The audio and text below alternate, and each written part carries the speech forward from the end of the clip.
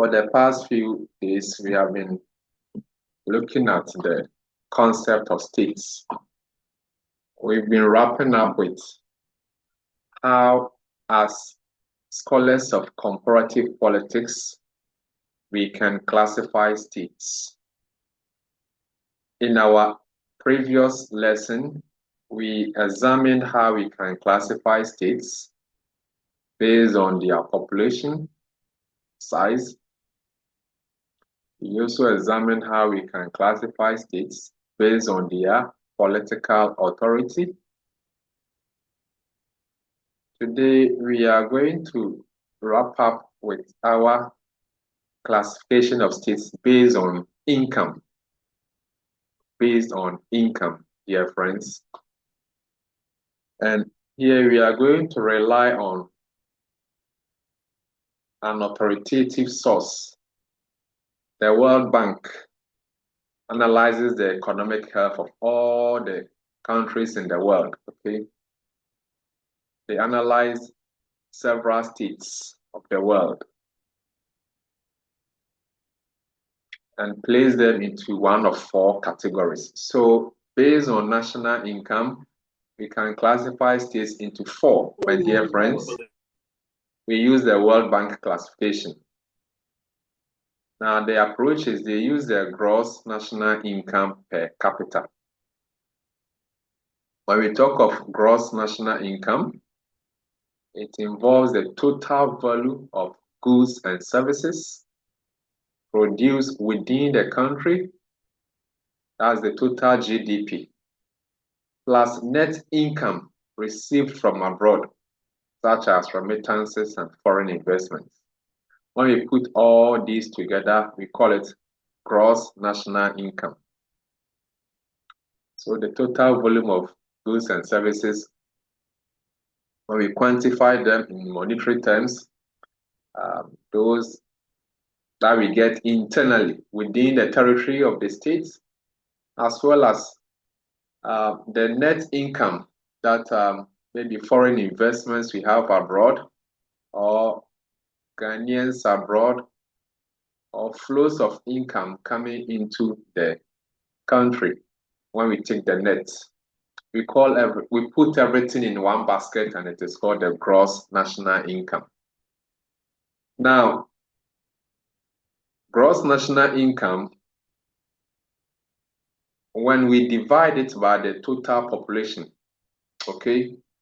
When we divide it by the total population of the states, then we get the gross national income per capita. That is GNI per capita. Are you with me? All right. So the World Bank periodically does the computation for the fiscal year 26. That's the 2026 period. This was for the 2025.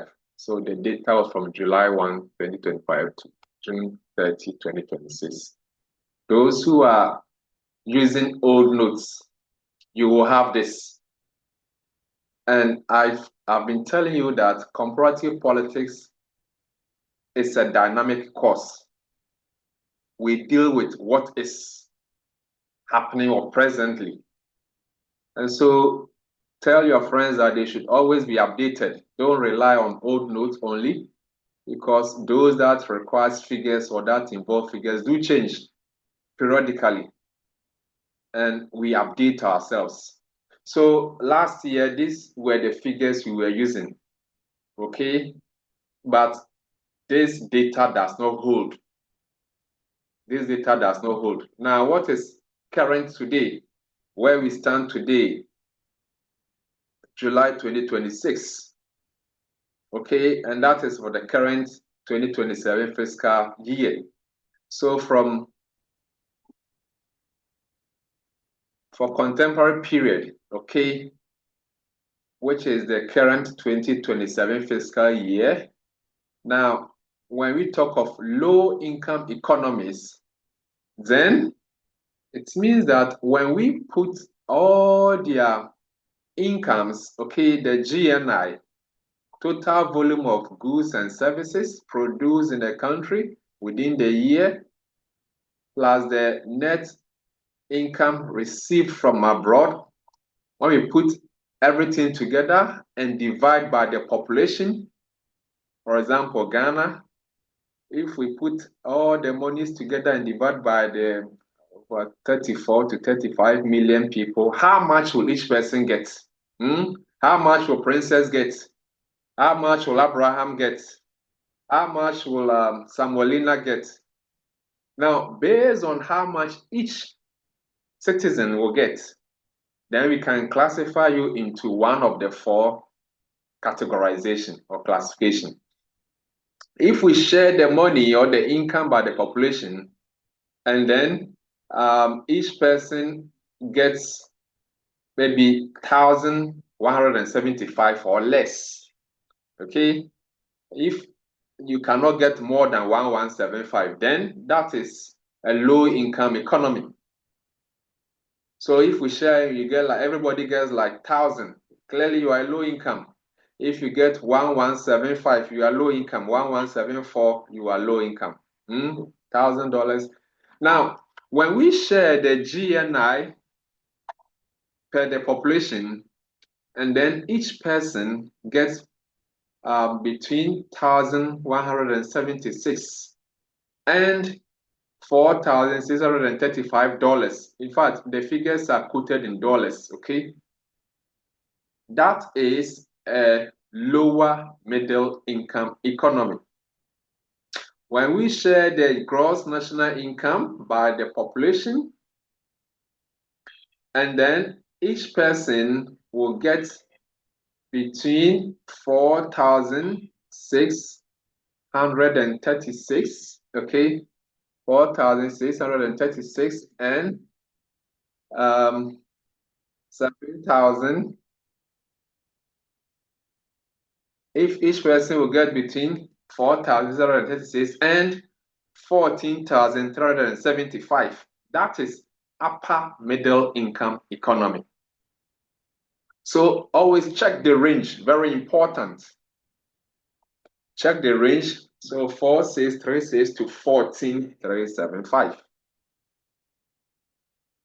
That is upper middle income economy.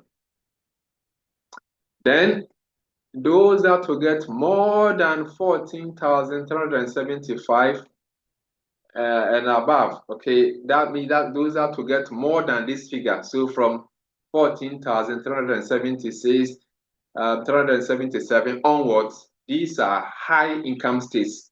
These are the very rich countries. We usually call them the OECD countries, Organization for Economic Cooperation and Development. These are very rich, technologically advanced countries. So here is how I summarize it in this figure. This is the latest report from the World Bank. Low income states, when the GNI per capita is $1,175 or less, and these countries have high poverty levels, limited industrialization. They heavily rely on agriculture and primary production, weak infrastructure, weak institutions. Typical examples are found in Sub-Saharan Africa, okay, including Burundi, South Sudan, Malawi, Togo, the likes. Now, low middle income economies, when the GNI per capita is between 1,176 and 4,635. These are economies that are expanding manufacturing services. They are improving their infrastructure, incomes are gradually rising, but poverty and inequality very persistent. Ghana, India, Nigeria, and the likes, okay? Now, upper middle income. The GNI per capita is between 4,636 and $14,375. They are more diversified economies.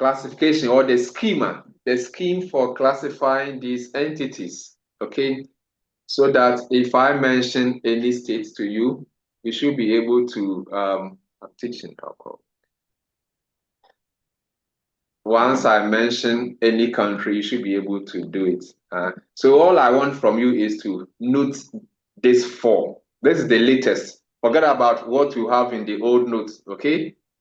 Each year, the World Bank comes with the latest one. That's why you see this is the latest what figures they have brought. World Bank latest update, 1st July 2026. This is the ranking.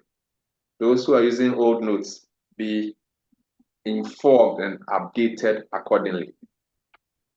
All right, now these are the low-income states of the world.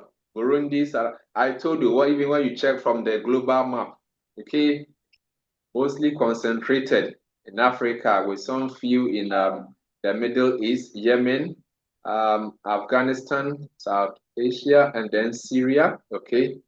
All right, so, and these are high income states of the world, but once you get to know the range and then the scheme, okay, you should be able to tell if we give you a range of states, and then as a students of comparative politics, you are asked to classify them under low income states, lower middle income states, upper middle income state, or high income state. Or nobody will even mention the classification to you. As a students of comparative politics, classify these states based on their income levels. And then I give you like say 10 states or 15 states. You should be able to tell me that per the latest World Bank release, states that get, that have GNI per capita up to this, okay, maybe up to $1175 or less. These are what low income states. Those that get from 1175 to this point, they are lower middle. And so then you maybe design a table and classify the different states. Are we together? So that will lead us to the end of our discussion on states. Okay.